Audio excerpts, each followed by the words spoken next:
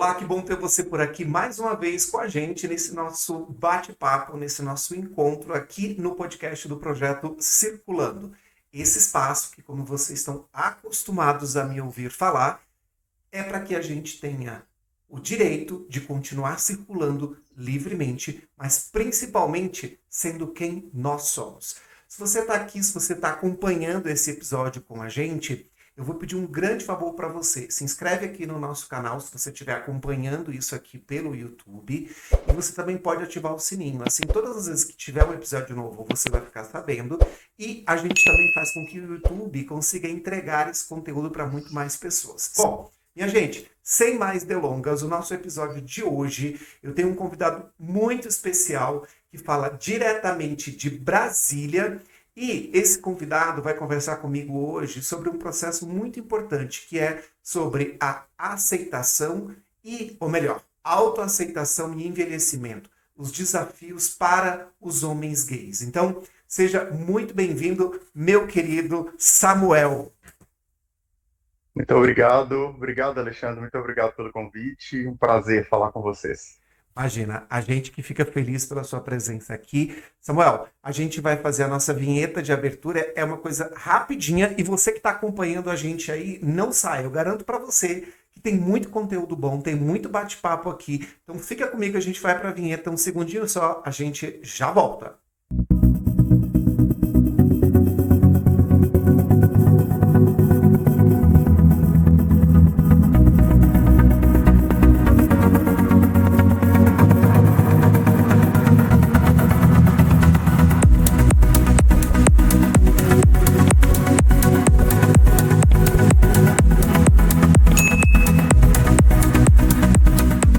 Bom, minha gente, estamos de volta aqui hoje com o Samuel e a gente vai conversar sobre autoaceitação e envelhecimento, um foco e um recorte mais específico sobre os desafios para os homens gays. Bom, Samuel, seja bem-vindo mais uma vez aqui e eu já começo te perguntando o seguinte: a primeira coisa é, você está falando de Brasília, você é um mineiro, as pessoas vão perceber isso muito rapidamente pelo seu sotaque, né? Mas primeiro eu queria que você começasse se apresentando. Quem é o Samuel? O que que você faz? De onde você vem? Já sabemos. Sim. Pois é. Obrigado mais uma vez aí, Alexandre, pela acolhida, pelo convite. Um prazer falar com você e falar com o seu público. Então, eu sou mineiro de Belo Horizonte, atualmente moro em Brasília, já vai fazer quase 10 anos. Eu sou psicólogo clínico e também sou psicanalista, por onde eu oriento a minha escuta. E o meu público hoje é o público LGBT, com um foco maior em homens gays que estão vivenciando os desafios da autoaceitação e do envelhecimento. Então, é com essas pessoas geralmente que eu dialogo, mas a gente acaba, por uma grande sorte, chegando também em outras pessoas, inclusive fora do universo, que é muito bom para a gente. Muito bacana. Agora, Samuel, uma dúvida. Por que que você escolheu essa temática ou foi a temática que te escolheu? Pois é, eu acho que as duas coisas. Eu fiz o meu trabalho na psicologia, meu trabalho de conclusão de curso foi relacionado, na verdade eu falava sobre solidão e envelhecimento. Então fiz uma pesquisa qualitativa, conversando com homens entre 40 e 61 anos, e aí esse tema foi ganhando força, foi me tomando de uma forma muito grande. E aí, depois que eu criei um perfil no Instagram e comecei a falar desse assunto, muitas pessoas começaram a se identificar com os conteúdos que eu postava, e aí foi reverberando de uma forma muito positiva. Então, é um tema que sempre que me atravessa, né? É importante que a gente sempre perceba que os assuntos, eles trazem a nossa história junto, né? Então, eu falo para esse público, mas falo um pouco para mim também. Então, falar de solidão, de autoaceitação, de envelhecimento, eu trago um pouco da minha história e também trago a minha experiência clínica. Então, o assunto foi me tomando, fui tomado por ele, e hoje é o meu público que eu tenho essa felicidade de poder falar sobre isso também, e também o foco na clínica. Agora, Samuel, um passo antes, então. Como foi a tua relação com a psicologia? Você escolheu psicologia por alguma razão específica? Foi uma paixão que você ficou flertando aí ao longo da vida e depois de um tempo resolveu encarar o desafio e fazer? Como é que foi a tua relação com a psicologia? Por que dessa escolha? Então, eu sou apaixonado pelo ser humano, né? Eu acho, e sou apaixonado pelas relações. Eu acho que a gente cresce muito quando a gente se coloca no lugar de ouvir o outro, né? Esse é o trabalho da psicologia, esse é o trabalho que eu acredito. Então, durante a graduação, logo no começo do curso, eu me identifiquei muito com essa possibilidade de fazer essa travessia, né? De fazer essa caminhada com as pessoas em direção ao desconhecido, mas um desconhecido de um lugar positivo, assim, um lugar em que a gente possa falar da gente.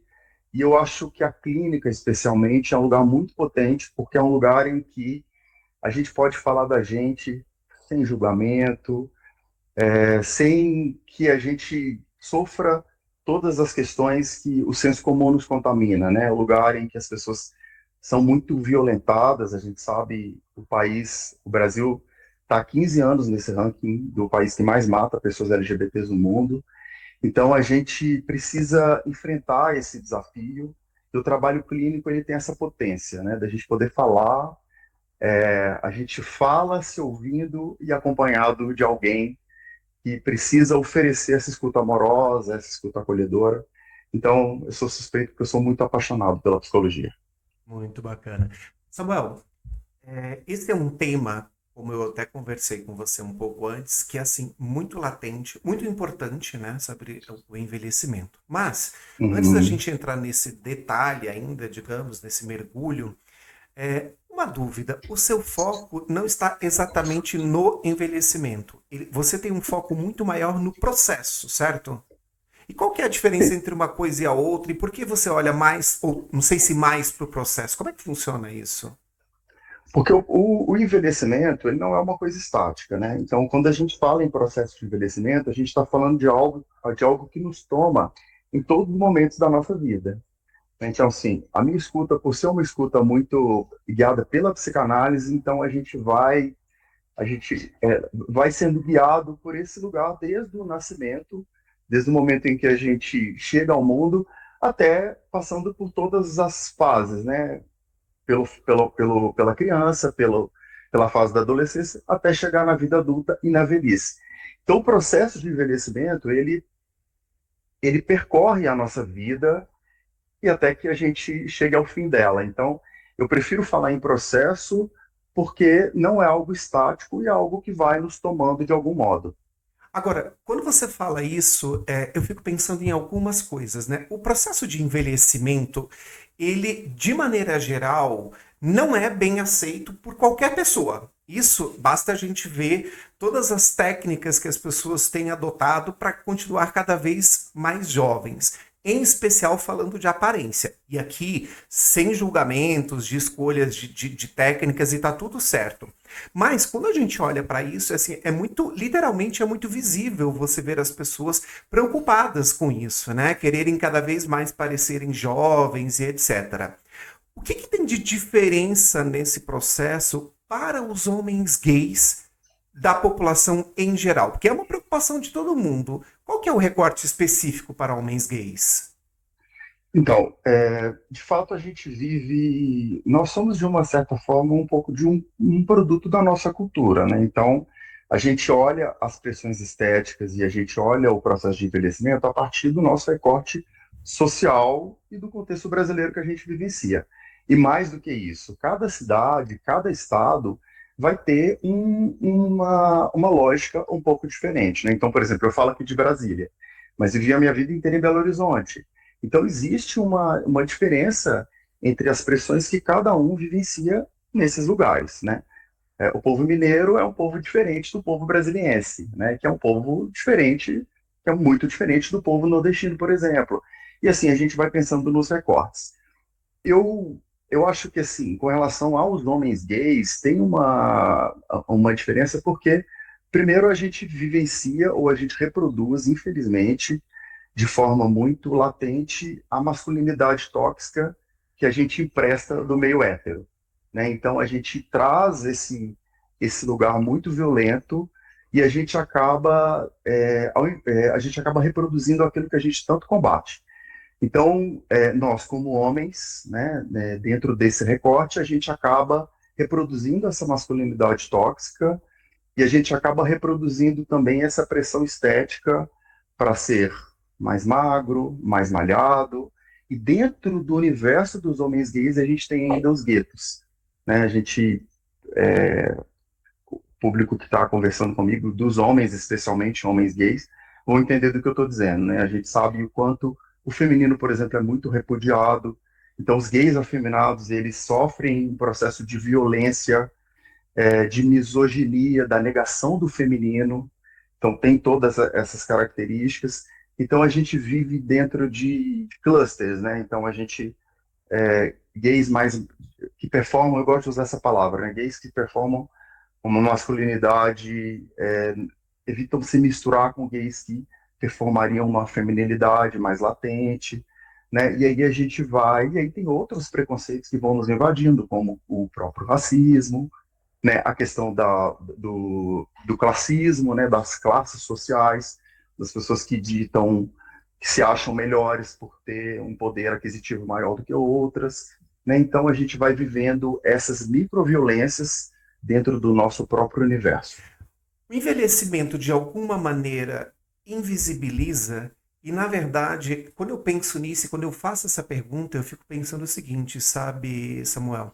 Eu vejo muita gente com esse medo do envelhecimento, mas a minha pergunta é sempre a mesma. Será que essa pessoa está com medo de envelhecer ou ela está com medo de ficar sozinha? Porque quando você vai envelhecendo, a impressão que eu tenho, em especial na comunidade LGBT e do universo onde eu vivo, que é o universo dos homens gays, a impressão que eu tenho é que você vai ficando invisibilizado.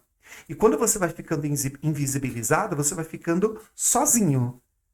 E esse Sim, ficar sozinho assusta. Tem alguma relação com isso, com essa coisa da invisibilização?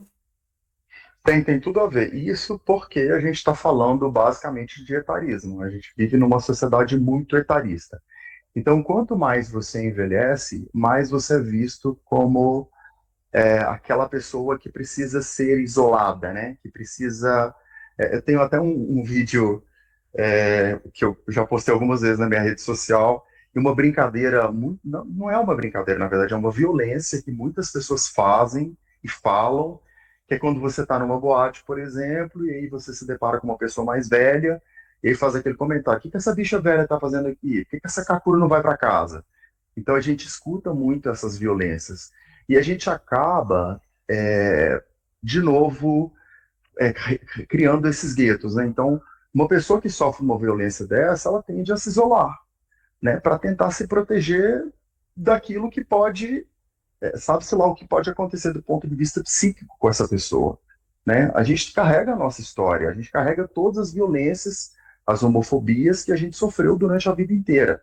Então você imagina, você está num ambiente desse, tentando curtir, indo para a noite, e aí você ouve uma violência dessa, isso pode ter um efeito devastador na vida de alguém, né? De desenvolver várias doenças do ponto de vista físico, psíquico, emocional, qualquer ela que seja. Então, o envelhecimento ele tem esse componente de exclusão, né? De que essas pessoas não deveriam estar aqui.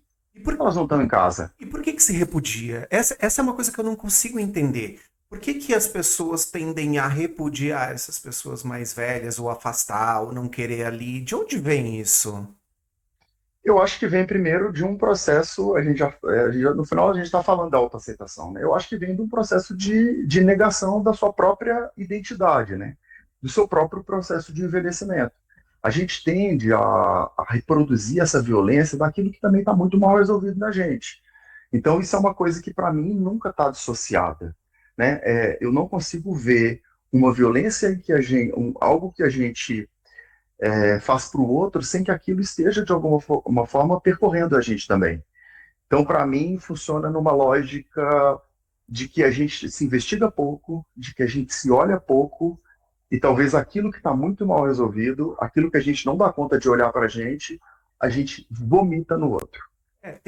Até já falei isso aqui algumas outras vezes. Eu não sei se você também é psicanalista, não sei se você conheceu o Contar do Caligares, Sim, muito. maravilhoso, que foi um Maravilhoso. psicanalista incrível, italiano, radicado aqui no Brasil, e que infelizmente faleceu e nos deixou aí durante a pandemia, né? Mas o Contar do Caligares, ele falava muito disso, né? Que quando a gente tem uma coisa no outro que nos incomoda muito, no fundo, aquilo é uma questão nossa e não do outro. Porque o incômodo é meu. Se não tem nada em mim que tem relação com aquilo que é externo, por que que isso me incomodaria tanto? Então, ele fala muito dessa questão de que quando eu repudio demais alguma coisa, algum comportamento ou algo no outro, no fundo, eu tenho uma questão comigo mal resolvida naquele aspecto, né? E quando você fala isso, talvez seja uma questão realmente por aí, né? O medo de envelhecer, ele tem, de novo, né, a coisa da solidão, a coisa da limitação também, né, física, porque não tem como, né? O nosso corpo vai envelhecendo e a gente vai, num processo natural, criando algumas limitações, ganhando outras coisas, etc.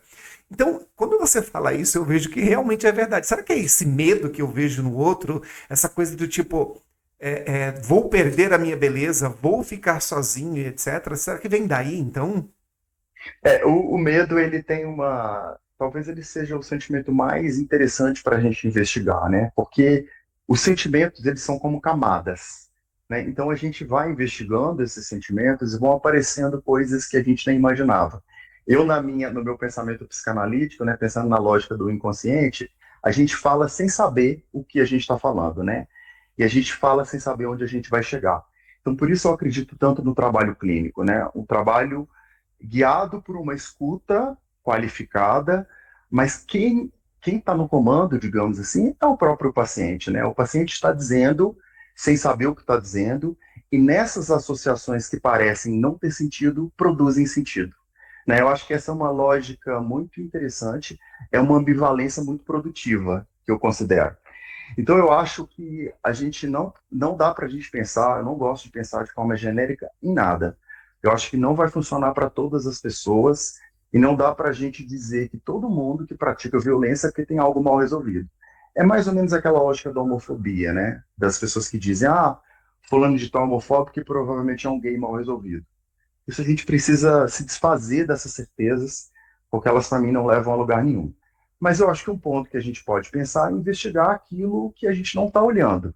Né? Esse é o trabalho que a gente faz, não só no trabalho clínico, mas que a gente pode fazer em outros espaços também que a gente produz saúde. Então, a gente precisa fazer, eu convido todas as pessoas a fazer essa investigação. Né?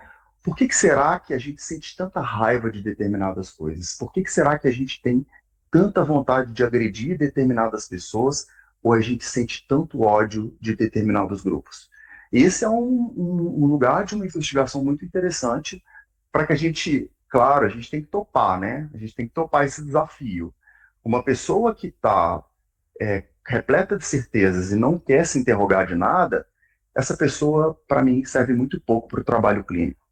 Porque ela até pode chegar com a certeza, mas se ela não está disposta a se investigar, ela vai sair com a mesma certeza que ela entrou.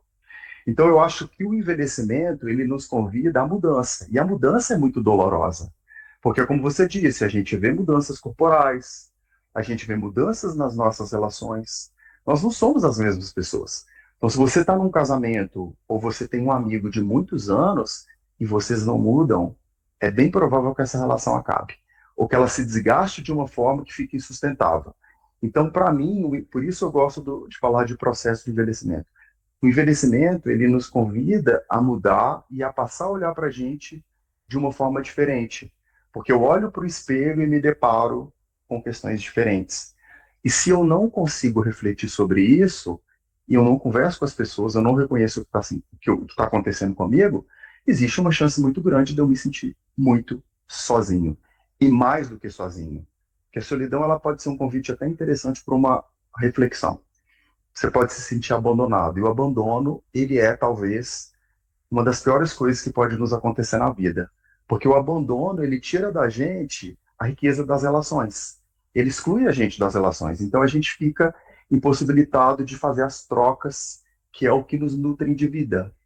Então a gente precisa estar sempre atento E eu acho assim, você, por exemplo, que está me ouvindo, que não pode, às vezes, estar num processo terapêutico, a gente sabe, infelizmente, essa bolha que a gente vive, né? Procure outros caminhos, né? Talvez tenha um CAPS próximo de você que possa te oferecer uma ajuda. O CAPS, em geral, é para pessoas em situação psíquica um pouco mais grave, mas talvez exista uma universidade perto de você que possa te oferecer um atendimento psicológico gratuito, né? Então, assim, converse com as pessoas, não sinta vergonha de pedir ajuda, porque aí sim a gente começa a sair das certezas e a encontrar um lugar de mais saúde.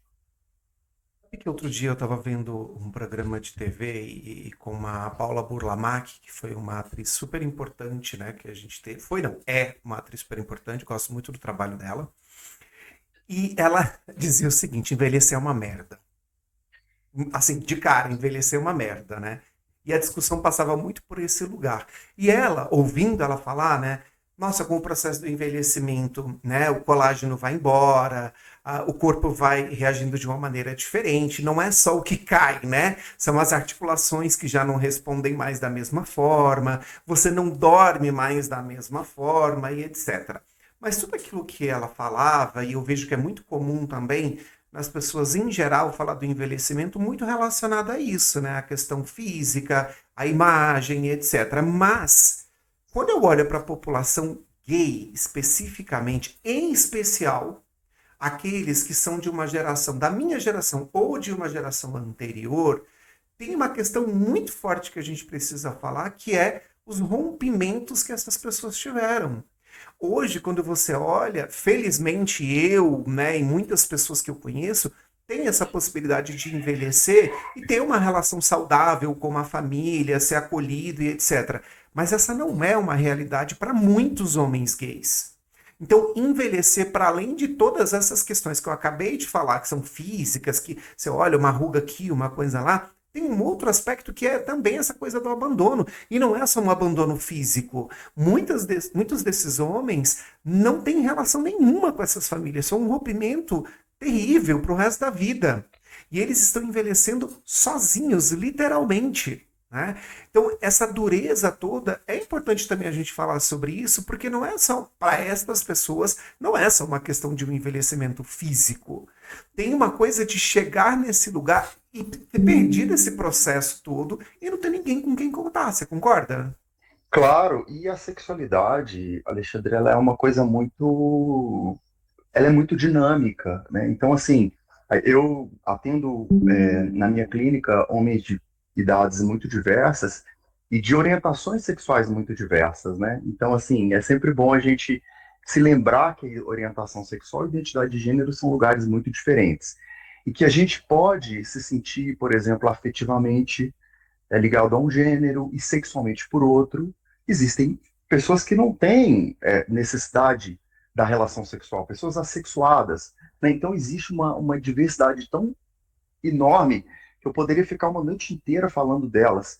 Então o que eu acho é que a gente, eu sou dos anos 80, né? Então assim, a minha infância, a minha adolescência foi permeada por muita violência e por muita invisibilidade, como você disse, né? Quais eram as nossas referências? Quando a gente ligava a televisão, o que a gente via? Quais eram as nossas referências enquanto pessoas LGBTs? A nossa referência nos anos 80 e 90 era de uma homossexualidade ligada muito a patologias.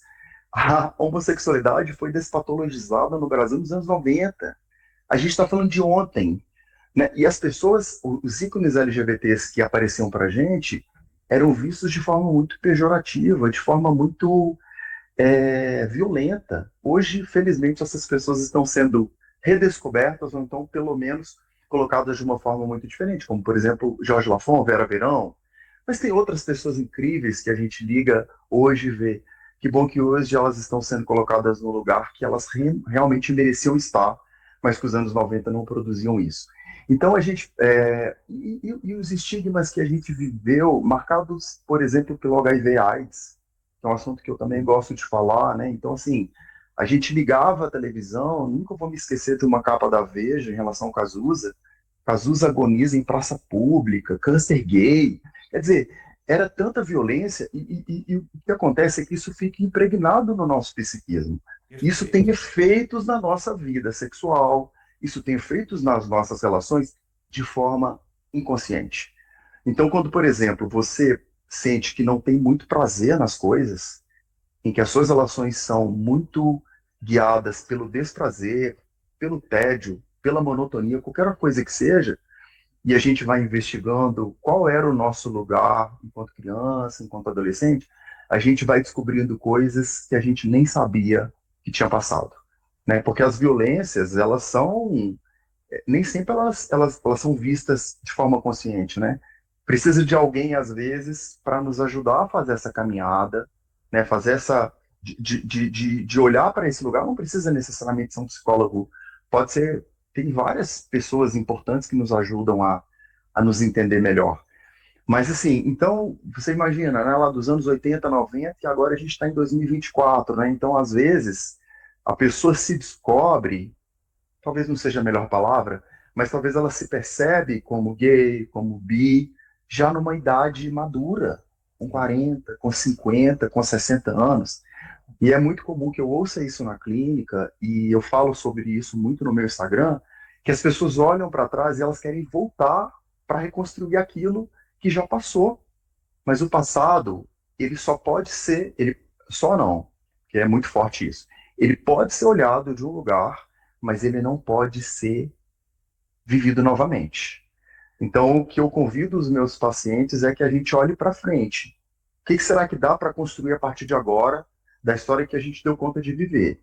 A gente olha para trás e vê, aí tem a ver com a sua pergunta, né? Por exemplo, as redes de apoio, que se elas não foram construídas, quais as redes que dá que a gente consegue construir ou reconstruir a partir de agora? Né? Eu acho que pensar a vida, sair dessa lógica de que está tudo pronto, que é um estático que está pronto e que não tem mais o que fazer. Né? E aí eu convido as pessoas, dentro das suas possibilidades, dentro do que é possível no seu contexto, no lugar em que você mora, na cidade onde que você mora, né? Quais as pessoas que você pode contar que possam te ajudar a reconstruir ou a construir as redes que não foram possíveis de serem construídas. Né? Então, esse, para mim, é sempre um convite para que a gente não olhe o envelhecimento a partir de um lugar de uma tragédia. Como você deu o exemplo da Paula Goulart, não é? Eu acho que quando a gente olha para aquilo de um lugar de uma tragédia, agora eu estou velho e acabou, eu acho que a gente impossibilita que a gente possa desejar, que a gente possa viver, que a gente possa ter relações saudáveis, né? Então, eu posso estar sendo ingênuo nesse meu pensamento, mas eu espero que você que está me ouvindo possa encontrar pelo menos uma pessoa que possa te dar as mãos nessa caminhada da vida que é dura. Isso não dá para a gente negar. É que eu particularmente penso que envelhecer é um privilégio, um absoluto privilégio, né? Porque na minha geração muitas pessoas morreram de AIDS, não era de HIV. Né? As pessoas hoje nem sabem a diferença entre AIDS e HIV. As pessoas morriam de AIDS porque não existia medicação. Né? Então, assim, eu já que venho dessa geração, acho que envelhecer é um privilégio. No país que mais mata a população LGBT no mundo, envelhecer é um privilégio. Né? Então, se você começa a olhar por esse prisma, eu diria assim, você começa a entender que tem motivos também para celebrar, né? Cara, vai ter uma coisa aqui, uma dor ali, uma coisa lá. Sim, vai. Mas isso também é parte do processo. Eu entendo que se a gente vive a vida como se não houvesse amanhã, a gente também não celebra muito hoje.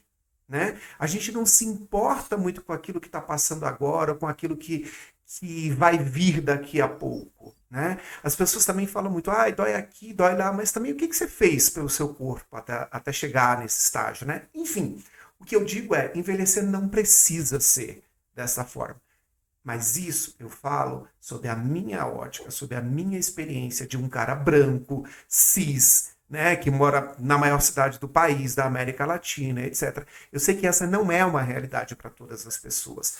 Mas tem uma coisa que me incomoda muito, Samuel, que é dentro da própria comunidade LGBTQIAPN+, em especial o ambiente onde eu acabo transitando mais, que é o ambiente de pessoas, de homens gays, que é esse julgamento com as pessoas que são mais velhas, né? E que são pessoas que, assim, traçaram uma trajetória logo ali atrás para que a gente pudesse viver o que a gente vive hoje. Ainda não é o que a gente queria? Não é. Ainda não é o que nós merecemos? Não é. Mas já é muito mais do que um dia a gente teve. E essas pessoas que fizeram essa trajetória antes da gente, elas batalharam muito para que a gente pudesse chegar até aqui, né? Então, eu acho que envelhecer é um processo para a gente olhar com admiração também, sabe? Que eu vejo que as pessoas não fazem isso. E aí você tem uma outra questão no meio disso, a meu ver, pelo menos, que é assim, a gente fala do etarismo. Ah, precisamos dar um fim nisso, o mundo não tem que ser tão etarista, etc, etc. A gente precisa fazer um convite que vai para além dessa questão só do, como é que eu posso dizer, do senso comum, né? Do empirismo. A gente tem que olhar para uma coisa um pouco mais científica. O Brasil é um jovem de cabelos brancos. O que que isso quer dizer? Quando a gente olha para a idade do Brasil, né, em relação a outros países da Europa, nós temos pouco mais de 500 anos. Só que a nossa população está envelhecendo, a pirâmide etária já está invertendo.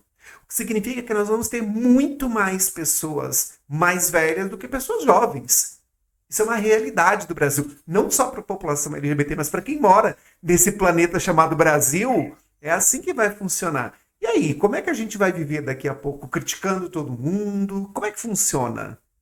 Você E concorda? aí, eu concordo plenamente. E assim, a gente, no final das contas, né, voltando à questão do medo, né, do medo do envelhecimento, né? E aí eu vou me lembrar agora da minha infância, né? Minha mãe falava, né, que quando você aponta um dedo para o outro, você está apontando quatro para você. Faz Então eu sentido. acho que assim, tem uma lá em Minas a gente brinca, né, faz essas brincadeiras assim.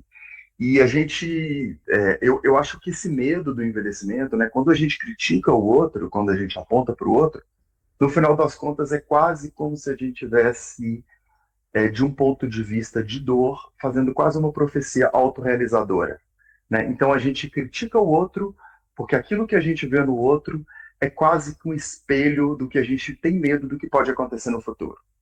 Então, na psicanálise a gente fala que o eu é o outro.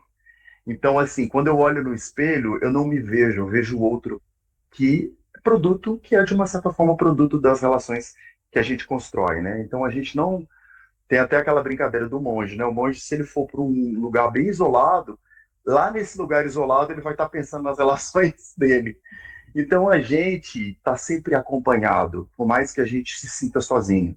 É porque a gente está pensando no marido, na esposa, nos filhos, naquilo que a gente gostaria de ter feito diferente, naquilo que a gente. E a gente é muito dessa lógica neurótica, né, da gente ficar reconstruindo mentalmente aquilo que a gente gostaria que fosse diferente, e às vezes a gente se paralisa nesse pensamento de algo que a gente gostaria que fosse diferente. Então, assim, de fato, você tem razão, a gente está indo por um caminho, ou já estamos nesse lugar em que a pirâmide se inverte, e a gente está sendo incapaz de acolher aquilo que é o nosso amanhã, né? Então, hoje eu estou falando com você, um homem de 40 anos. Daqui a 5, 10 anos, eu vou estar com 50 anos. E aí a minha história já vai ser muito diferente daquela que eu estou te contando agora. Então, de fato, a gente precisa olhar para o envelhecimento, primeiro a partir de um lugar de uma. Parar de olhar desse lugar do apocalipse. Envelheceu agora, virou uma merda, nada mais vai dar certo e ao mesmo tempo também acolher aquilo que está doendo, que está difícil do processo que a gente está vivenciando, e o que será que essa dor está tentando me mostrar. Eu acho que esse é um pouco do trabalho clínico, sabe? É a gente olhar para a dor, não do modo em que ela me paralisa, mas do lugar em que ela pode me ensinar alguma coisa. Mais uma vez, sendo um pouco ingênuo, né? Porque eu sei que esse lugar da psicoterapia é um lugar muito restrito, né? A gente sabe a bolha que a gente vive num país em que tem pouquíssimo acesso a atendimento psicológico para as pessoas, né? Então, uma pessoa que vive num lugar muito precário, né, com pouco acesso à saúde básica, né? A gente vê o país que a gente habita hoje, né? Às vezes a pessoa não tem o que comer e esse é o primeiro cuidado que a gente tem que ter, né? A pessoa ter um saneamento básico, ter uma boa alimentação, né, melhorar as relações para que a psicoterapia seja outro passo, né? Então também a gente não tem que a gente não tem que entrar nessa ilusão, mas ao mesmo tempo dentro da nossa bolha e dentro daquele cuidado que a gente pode oferecer, e falar sobre isso também é oferecer cuidado. Quando você cria esse espaço para que as pessoas possam falar daquilo, daquilo que me toca, daquilo que é importante para mim, isso também é produzir saúde, né? Então eu acho que a gente vai criando pequenas fissuras para a gente tentar um mundo melhor, um mundo em que as pessoas possam ser mais elas e menos o que é imposto a elas, né? E a gente sabe o quanto ser LGBT é difícil, porque qualquer gesto é visto de uma forma negativa, né? Então, assim, se você destoa muito do mundo cis heteronormativo, você é visto de uma forma negativa. É aquela brincadeira que a gente faz, pode ser gay, mas não desmunheca, não. Você pode ser gay, mas não fica dando muito pinta, não. Não cruza essa perna. O que você está fazendo assim com a mão? O que está acontecendo? E a gente vai vivendo a vida inteira com essas violências que a gente ouve de pais, Agressão. de cuidadores, uma agressão gigantesca. E isso, Alexandre, o que mais me preocupa é que vai podando a nossa espontaneidade, a nossa criatividade e Exatamente. a nossa capacidade de ser pessoas melhores. E Essa até, violência, e né? até criativas, eu diria. Isso, criativas. Sabe que outro dia eu estava numa discussão sobre isso e aí falaram assim: ah, você está exagerando, etc. Pensa só, a primeira infância é onde a gente constrói pelo menos 90% daquilo que é a nossa personalidade, de que vai ser as nossas relações sociais, etc. É na primeira infância, pelo menos 90% disso. Agora você imagina um menino que não pode ser ele, que muitas vezes é agredido, e agredido fisicamente, agora eu estou falando, não só verbalmente, e eu não estou Sim, colocando sim. peso em um e no outro, porque ambos são violências, mas o que eu quero dizer é, imagina essa criança que foi tolhida ali logo na primeira infância, que não pôde ser ela, que teve que ser cada vez mais retraída, que teve que se fechar, que teve que viver o seu mundo, que não podia se relacionar, que não construiu relações sociais sólidas. Essa criança vai ser o adulto de amanhã. E como é que essa empresa vai, desculpa, essa criança, por exemplo, essa pessoa no futuro, vai encarar o mercado de trabalho? E aí me disseram assim: ah, mas você está exagerando. Não é exagero. É na primeira infância que você estimula e que você cria um ambiente para que a criança possa explorar todos esses potenciais. Agora, que potencial uma criança que é gay, por exemplo, pode explorar? E eu estou falando de gays, mas se a gente for olhar, por exemplo, hoje, crianças trans que sim existem, apesar de muitas pessoas dizerem o contrário, elas existem sim. A discussão não é essa, mas é sempre bom frisar. Eu fico pensando nesse aspecto que, assim, cara, e o mercado de trabalho? Como é que essas pessoas chegaram na vida adulta? O que, que sobrou para elas? Você concorda? Eu não sei se eu estou conseguindo me fazer entender. Não, perfeito. Essas pessoas, elas estão nos espaços, né? Assim, o que você está dizendo quando você fala, por exemplo, de... Esse assunto da transexualidade era um assunto que eu me interessava muito, assim, até no início da clínica, cheguei a fazer alguns projetos sobre isso também, mas eu me sinto hoje mais abraçado por esse meio, talvez porque é o meu lugar de fala nesse lugar, né? Então eu acabo falando mais para homens gays, mas eu concordo plenamente com você, né? Essas pessoas, elas existem, elas ocupam todos os lugares, e me estranha muito, o Alexandre, que a gente esteja discutindo o processo de envelhecimento, a gente esteja discutindo, eu me lembro lá na faixa dos 30 indo para as boates, etc e tal, e aí a gente se perguntava, cadê as pessoas de 30 nas boates? E agora eu vou para a noite e vejo, cadê as pessoas de 40? Né? Então, assim, a sensação que a gente tem é que as pessoas estão se fechando mais, estão vivendo cada vez mais sozinhas, e muito do resultado da cultura violenta que a gente vivencia, né? Dessas microviolências que a pessoa vai vivenciando ao longo da vida. E quando você falou da infância, a gente precisa sempre se lembrar que manifestações de gêneros opostos àquele gênero, gênero que a pessoa se identifica, né, o que ela foi designada, não tem nada a ver com homossexualidade. Não tem nada a ver, né? Então, assim, você que está me ouvindo, que por um acaso tem um sobrinho, que tem um filho, né, que tenha, por exemplo, designado como menino, mas tem trejeitos mais femininos, né, isso não quer dizer nada. A gente, no final das contas, a gente experimenta as coisas, ou a gente vai experimentando durante a vida inteira, não só na infância. Mas a infância é um lugar de uma produção de um desenvolvimento em que a gente vai se entendendo, né? A gente vai olhando mais para onde aquilo me cabe ou aquilo não me cabe. Então, não se assuste se o seu filho, se o seu sobrinho, uma criança que conviva com você, se ele se interessa por algo do gênero oposto àquele que ele foi designado. Isso pode não significar nada.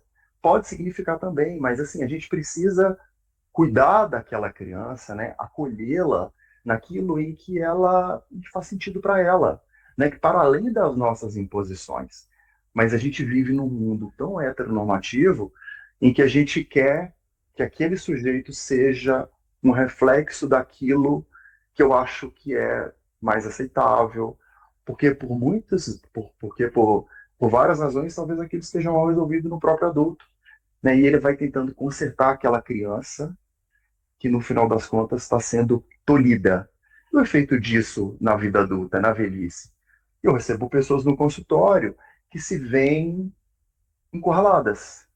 O que eu faço da minha vida agora? E a infância sempre aparece. Porque tem uma frase da Lia Luft que eu gosto muito, que ela falava, né, que a infância é um chão que se pisa a vida inteira. E eu acredito nisso, porque a gente está sempre pisando na infância que a gente foi um dia e das lembranças que a gente teve, das relações que a gente produziu. Então, por isso eu gosto de falar em processo de envelhecimento. Porque até a criança, se ela, se ela for capaz de se olhar, ela vai olhar que hoje eu tenho 8, amanhã eu tenho 9, amanhã eu tenho 10. Ela também está vivendo esse processo. Mas é claro que as marcas, as mudanças corporais, elas tendem a ser mais latentes, por exemplo, após os 40. Né? E a gente poderia falar, por exemplo, crise da meia-idade, aí tem vários conceitos, mas não quero me alongar nisso, e que também eles nos levam a desafios, né? Essa mudança de década depois dos 40, por uma série de motivos, elas vão nos colocando num lugar assim de repensar, fazer um balanço ali da vida, e a maturidade ela tem essa beleza, mas ela tem esse lugar também que não é fácil. Você sabe que até antes da gente começar, a gente estava conversando, né? Quando eu falo de circular, que é o objetivo e o motivo desse trabalho todo aqui existir, é também sobre isso, essa liberdade de poder circular entre gerações, sabe? Então, assim, eu acho de verdade que as pessoas mais velhas têm muito a aprender com as pessoas mais jovens, mas o inverso também é muito verdadeiro. Né? Então, acho que se essa troca puder ser estabelecida de uma maneira mais saudável, todo mundo ganha. Todo mundo tem alguma coisa que pode levar de melhor dessa história. O que não dá é para a gente ficar condenando as pessoas ao envelhecimento como se já fosse a morte. Porque nem a morte a gente tem o direito de condenar ninguém. Né? Então, assim, como é que a gente também reage? Que tipo de violência também a gente está reproduzindo ou produzindo contra essas outras pessoas, sabe? E eu me questiono muito quando a gente fala de envelhecimento, porque, assim, no fundo existem muitos medos, né, nesse processo. E cada um vivencia esse processo de envelhecimento de acordo com as suas experiências, com aquilo que viveu, com a infância que teve, e muito do que a gente até já falou aqui, né? Agora, o que me faz pensar que o meu processo é mais ou menos doloroso, é mais ou menos importante do que o do outro? Ou o que me faz pensar que eu tenho o direito de apontar o dedo para o outro e dizer que ele é velho? O que é velhice, afinal de contas? Eu conheço muita gente que é cronologicamente jovem, mas é muito mais idoso do que pessoas que eu conheço que de fato já estão numa idade considerada idosa. Né? A gente tem que repensar tanto essas coisas, Samuel, porque assim, eu sou um grande observador, né? E eu não sei se você já parou para pensar, provavelmente sim, pelo teu tipo de trabalho, quando você chegava numa vaga de pessoas para idoso, qual que era o símbolo que a gente tinha ali? Uma pessoa curvada, né? Com uma bengalinha na mão e completamente, literalmente para baixo. Eu não sei se você viu, mas isso mudou. Estão alterando agora, porque isso não condiz né? A expectativa de vida no Brasil aumentou muito. E as pessoas que antes eram classificadas como idosas pela idade estão vivendo muito bem, obrigado. Não tem nada disso de pessoa curvada, de bengala e etc., porque não é essa a realidade da grande maioria. Então, eu acho que o nosso convite para repensar essa coisa da velhice, ele passa por muitos lugares. Inclusive sobre o critério do que é velho e do que não é. Você concorda? Perfeito. E assim, Alexandre, você falou de gerações, né? Então, assim, eu tenho dois irmãos mais velhos, e os meus pais estão na faixa dos 70 anos, né? Então, assim, os meus irmãos têm 2 anos, tem um de 42 e outro de 44. E eu convivo com os meus pais na faixa dos 70, que estão, felizmente, bem de saúde, né? Não tem grandes problemas assim agora. Mas, assim, eu acho que toda vez que a gente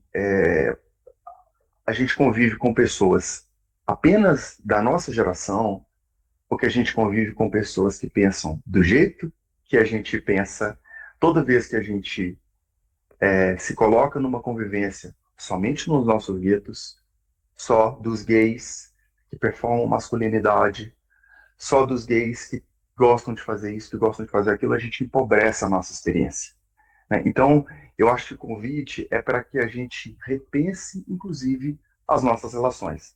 Passa pelo preconceito, pelo etarismo, mas passa também pelo lugar em que a gente se sente muito confortável. E o conforto, o lugar do conforto, ele é um lugar muito perigoso, porque é um lugar em que a gente não se repensa. Toda vez que eu convivo só com pessoas que pensam como eu penso, toda vez que eu convivo com pessoas que estão só na minha faixa etária, o que eu aprendo com essas pessoas? A velhice, as pessoas mais idosas, elas têm uma bagagem de vida e o tempo ele não pode ser deturpado, ele não pode ser subvertido. Talvez esse seja a grande beleza, de uma certa forma também, a grande tragédia da vida. Porque eu não consigo subverter aquilo que está no campo do incontrolável, né? Então, assim, é impossível que. É claro que existem pessoas muito maduras com 20 e extremamente imaturas com 60, né? As vivências elas, e as relações elas trazem para a gente esse aprendizado. Mas, ao mesmo tempo, é muito improvável que uma pessoa com 20 anos esteja muito madura, porque ela ainda tem ela tem uma calibragem de vida, uma história de vida ainda reduzida. Então, ela precisa viver determinadas coisas para que ela consiga falar de um outro lugar. Então, esse, Experiências, para né? mim, experiências de vida, né? Então, assim, a velhice não pode ser colocada nesse lugar da morte, né? Desse lugar de que a pessoa está esperando só para deitar no caixão. E o aprendizado que essa pessoa tem, e de qualquer classe social que seja, né? E a gente Sim. fica nesse vício de colocar as pessoas em caixinhas e dizer assim, não, eu não quero conviver com gente muito velha, não. E aí a gente vai colocando é, questões que são tão violentas, né? Porque fulano é mais lento, fulano de tal fala mais devagar, né? E aí a gente Não vai, houve. não ouve, exato, e aí a gente vai perdendo a oportunidade de aprender e de compartilhar essa experiência que o outro tem tanto a nos ensinar. Então, Ah, cara. de fato, é um lugar de muita pobreza do ponto de vista da experiência mesmo. Com certeza. Você sabe que eu fico te ouvindo falar e eu penso muito em algumas questões, né? Hoje, quando você abre o seu Instagram ou qualquer outra rede social, e nem precisa ser uma rede social, você pode pegar o seu celular. O algoritmo sempre vai te trazer aquilo que você mais usou, mais consumiu, mais comeu, e isso vai te empobrecendo. Por exemplo, se você tem comido muita comida italiana nos últimos tempos, não tenha dúvida, a hora que você abrir os seus aplicativos, vai aparecer um monte de restaurante italiano. Mas acho que o grande convite é olhar para aquilo tudo e falar: por que não um árabe hoje? E se eu fosse comer uma comida típica do Brasil? Eu estou usando a comida como exemplo, mas é qualquer coisa. Então, quebrar essa coisa do algoritmo também ajuda a gente a levar isso para outros espaços da vida, né? Então, quando a gente fica empobrecendo com essas questões que você disse, acho que também passa por aí. E assim, Certo ou errado, sim ou não, não me importa. A gente está vivendo a era dos algoritmos. E se a gente não se atentar a essas questões, não é o algoritmo que vai fazer isso por nós. Nós é que precisamos repensar algumas coisas. Então, assim, se todo dia eu abro o meu aplicativo, ou se todos os dias. Pensa na música. O algoritmo ele vai pegando aquilo que é parecido com o que você já ouviu. Isso é pobre. Isso é muito Exatamente, pobre. exatamente, exatamente. E até o que a gente gosta, né? Eu gosto muito de falar de desejo. Até o que a gente deseja, que é diferente de vontade, porque para mim, na minha perspectiva, o desejo está mais no campo inconsciente. O que a gente deseja, ele também é de uma certa forma produzido a partir das relações, né? Então, assim, é um pouco de um, eu não gosto dessa palavra resultado, não, mas é um pouco de um lugar das nossas experimentações. Eu tenho uma postagem que foi bastante polêmica sobre gays afeminados, né? E aí a minha provocação é por que o feminino em gays incomoda tanto? Eu fui, inclusive, sofri alguns ataques ali de gays homofóbicos, que Uhum. é uma coisa bizarra, mas Homofobia infelizmente internalizada. é que tem esse lugar da homofobia internalizada, etc e tal. Mas o convite que eu faço é assim, é o que você falou, né? Será que não dá para a gente pensar um pouco diferente, né? Será que não dá para a gente experimentar outros lugares para testar o seu desejo? Teste o seu desejo. O que eu falo com as pessoas na clínica a gente não fala, né? Porque a gente não dá conselho para as pessoas, né? A gente vai na direção do que o paciente tá, a gente vai navegando junto com ele. Mas eu acho que o ensinamento que eu tenho da minha experiência clínica é assim: teste, experimente. Desde que aquilo não te violente, experimente. O que faz sentido para você? Se é, aquilo ali está produzindo saúde, né? Experimente as relações, experimente aquilo que você, aí sim no ponto de vista consciente, o que você tem vontade, né? Faça aquilo, é, desde que esteja de acordo com o outro, com os outros, né? A gente hoje está vivendo um mundo das relações muito plurais, né? A gente está num lugar em que a gente discute, a gente está tentando discutir de forma um pouco mais madura a não monogamia. A gente está falando de relacionamentos abertos, a gente está falando de formas de se relacionar que são muito diferentes das formas como a gente se relacionava nos anos 80, 90. Ou pelo menos do que a Exatamente. gente fingia viver, né? Que É, ainda tem esse lugar da hipocrisia, né? exatamente. Só que tem umas questões aí, Samuel, no meio disso também, assim, que eu acho que a gente tem que questionar, né? Eu acho que, assim, o mundo não mudou das certezas, ele sempre mudou a partir das dúvidas. A gente sempre viu as Perfeito. evoluções quando a gente plantou dúvidas, quando a gente questionou o status. Eu acho que esse é o grande convite para a gente poder evoluir de verdade, sabe? Porque hoje eu fico vendo que tudo é muito estagnado. E mesmo quando a gente fala de relacionamento aberto, ou quando a gente fala de relações não monogâmicas, eu acho que é super importante você pensar o que é que você está dizendo. Não leia duas linhas no Instagram e ache que você é especialista naquele tema. Se aprofunde, sabe? A gente vive uma enxurrada de informações e de conteúdos e a gente não se aprofunda em mais nada. E eu dizia outra vez aqui, fui muito bombardeado com essa informação, com isso que eu falei aqui, e para mim, de verdade, perda de tempo de quem fez, porque o raciocínio tem muita coerência, e não porque eu estou dizendo, mas tem coerência porque de fato, na sua essência, tem. As pessoas estão falando tanto de relações não monogâmicas, só que elas nunca se perguntaram se elas têm um pensamento não monogâmico. Isso vem antes de abrir relação, minha gente. Isso vem antes de saber o que, que você vai fazer ou não. Você pode ter uma relação fechada e ter um pensamento não monogâmico. E o contrário é absolutamente verdadeiro. Você pode ter uma relação aberta com um pensamento monogâmico. E as coisas não se encaixam. Então, Perfeito, perfeito. o que eu estou querendo dizer é o seguinte: o tema não é exatamente sobre isso, mas o que eu estou querendo dizer é a gente não se questiona mais. A gente não pergunta mais o que, que é velhice, o que, que não é velhice, por que, que eu estou agindo assim, o que, que eu estou sendo levado a agir assim, né? Que tipo de informação eu estou recebendo que está pautando, inclusive, o meu desejo.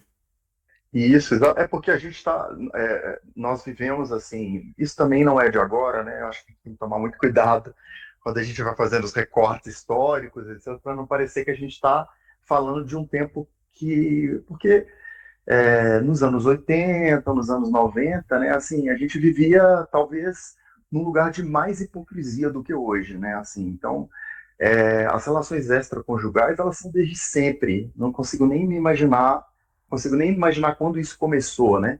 Mas o que é mais importante nesse nosso assunto é aquilo que a gente não reconhece, né? Aquilo que a gente fica apontando para o outro, porque aquilo para a gente está latente, aquilo está borbulhando, e é muito mais fácil eu projetar no outro do que eu olhar para mim e Ah, com dizer: certeza. mas espera aí, será que isso aqui faz sentido para mim?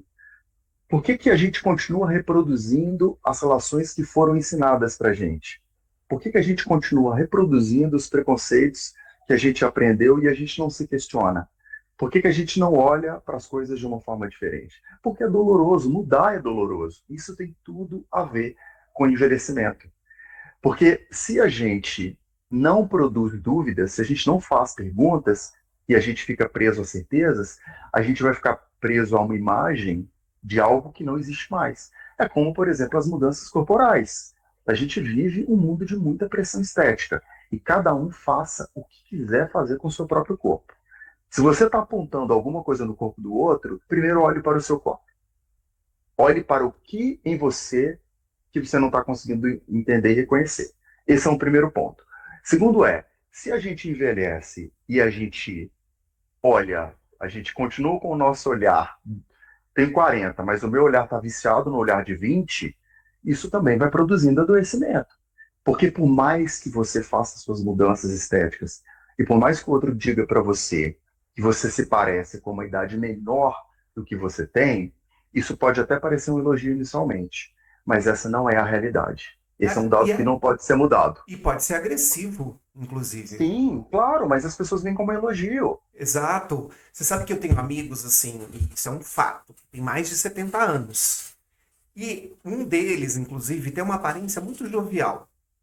E aí, a coisa que eu mais escuto quando eu tô com ele é assim: nossa, mas você não parece ter 70 anos, tá muito bem pra sua idade, né? Cara, esse comentário, eu acho ele tão cruel e tão descabido. Como assim tá muito bem pra sua idade? Tipo, você é um velho e sorte sua que você tá bem, né? Sorte sua que você parece comigo, que sou jovem. Olha a prepotência. Exatamente, E aí o problema é que a gente vai vivendo, tem um conceito muito interessante também na psicanálise, o conceito de fantasia, que é de uma certa forma uma tela que nos dá acesso à realidade, porque se a gente visse a realidade do jeito que ela é, a gente enlouqueceria. Então a fantasia é de uma certa forma um jeito que nos ajuda a olhar o mundo de um jeito menos duro, Uma que a gente proteção consiga até. viver. Uma certa como se fosse uma tela, né? Então assim, é, isso pode parecer um elogio inicialmente, porque a pessoa se sente mais jovem, porque a gente vive no produto, a gente vive numa cultura do imperativo da juventude, e aí o que pode acontecer, que aí eu acho que é um caminho perigoso, é você viver nesse lugar de uma imagem que está sendo construída pelo outro. Então eu acho que aceitar o envelhecimento, ele é muito importante. Ele é importante para que a gente reconheça que nós estamos em outro momento da nossa vida, né? Não há como você pode até ter comportamentos, entre aspas, que são vistos por uma pessoa mais jovem. Então, o caso do seu amigo tem 70 anos e você pode viver numa boate, pode passar todas as noites. Com Cada certeza. um é livre para fazer o que quiser. Agora, a gente tem um dado real que é a idade, né? Com 70 anos você vai ter uma recuperação diferente de quando você tem 30, quando você tem 40. Então eu acho que a não aceitação do envelhecimento passa um pouco também por negar um dado da realidade. Eu tenho X anos e eu tenho uma realidade de vida diferente de quando eu tinha a idade Y. Sim. Né? Então, assim, eu acho que a aceitação não passa pelo lugar de não fazer procedimento estético, você faz o que você quiser com o seu corpo. A questão é você negar um dado da realidade. Você não tem, você pode parecer 30, mas você não tem 30. Então, sabe, eu acho que passa também por esse lugar de se perceber numa fase diferente da vida. A famosa síndrome de Peter Pan, né? As pessoas não querem envelhecer. Só que eu eu acho que tem vários problemas nessa questão da síndrome de Peter Pan, né? Porque primeiro você vive preso, né? É uma prisão você viver naquele lugar em que você não enxerga nem as belezas daquilo que você conquistou ao longo da sua vida, da sua trajetória, e às vezes essas conquistas vão vir acompanhadas de rugas? Vão, claro que vão. É o processo natural da vida. Às vezes essas conquistas vão vir acompanhadas de uma dor aqui e outra lá? Vão sim. Mas o que não dá, a meu ver, é a gente viver preso naquilo que já foi. Outro dia eu estava dando uma palestra e eu falei assim, fiz uma pergunta, eu falei, vocês já pararam para pensar por que que o retrovisor é tão pequeno e o para-brisa é tão grande? Hum, Aí todo mundo fez essa cara que você fez agora. interessante. Porque é para frente que você tem que olhar. O passado, ele serve como baliza. É importante. Você não Perfeito, consegue andar num carro sem retrovisor. Você fica perdido. Você fica sem referência. perfeito. Só que o passado é uma referência, porque você tem que olhar para frente. E a física está aí mostrando isso para gente. Entende?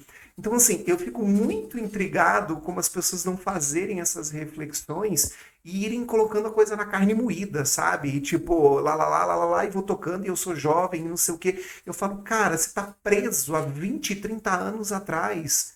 E você tem tanta beleza nesse momento da tua vida, e falo pela minha experiência. E não falo isso para agradar ninguém, não falo isso porque. Não falo por nada. Eu falo porque realmente eu comecei a viver a melhor fase da minha vida depois dos 40.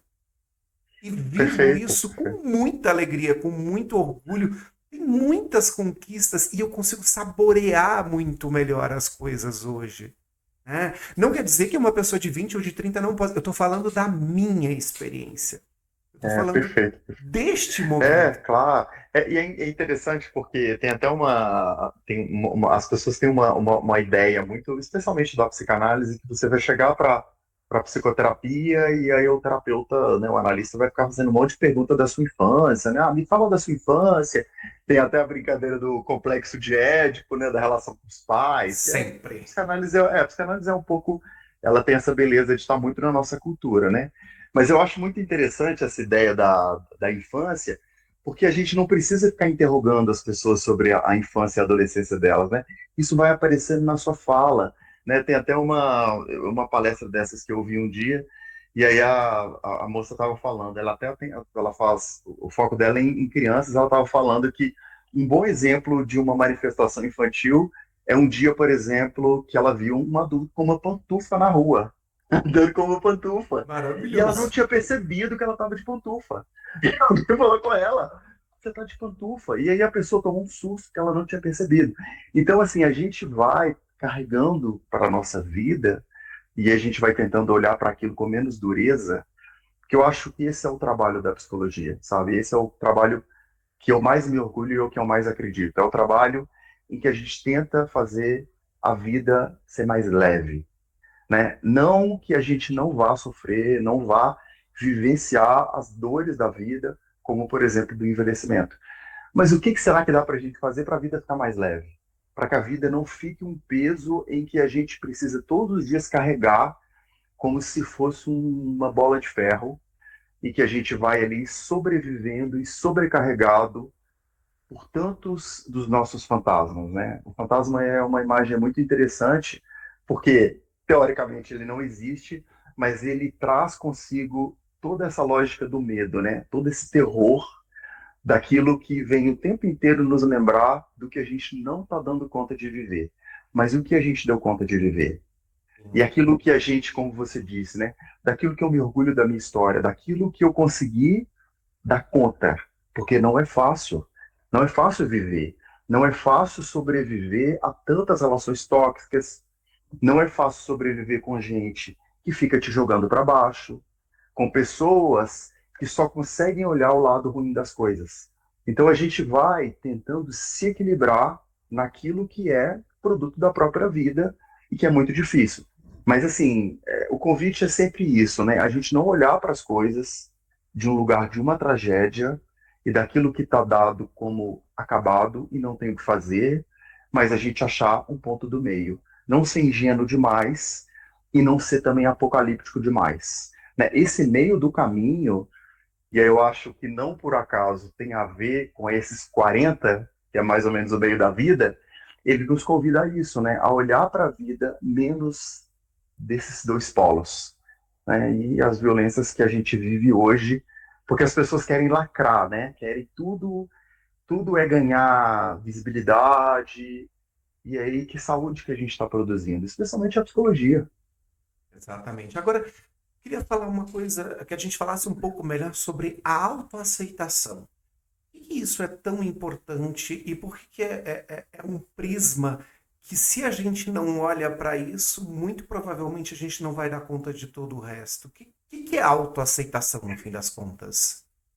Eu acho que a autoaceitação ela vai muito além da questão da sexualidade, né? Da orientação sexual.